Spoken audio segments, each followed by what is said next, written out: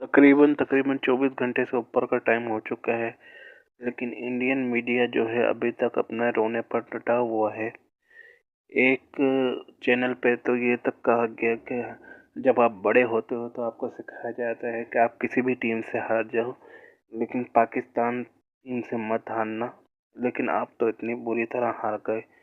ये जो आलू आपको जो तस्वीर में नज़र आ रहा है, इंडियन यूट्यूबर, इसका नाम तक पता नहीं है, ए बी क्रिक इन्फो के नाम से जो इसकी यूट्यूब चैनल है। तो उसने तो यहाँ तक कहा था कि आप अंडर 19 टीम को इंडिया की के आप जो है ना पाकिस्तान से हार गए, मज़ा ख़राब कर दिया, दिन ख़राब हो गया।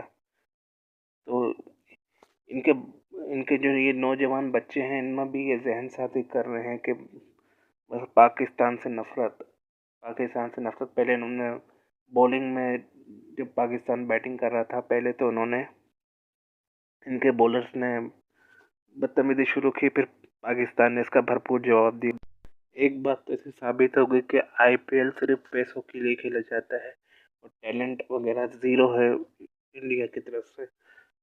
माँ सिवाय एक दो खिलाड़ियों के, बाकी इनका टैलेंट ज़ीरो है। इनके पास बॉलिंग वगैरह कुछ भी नहीं है।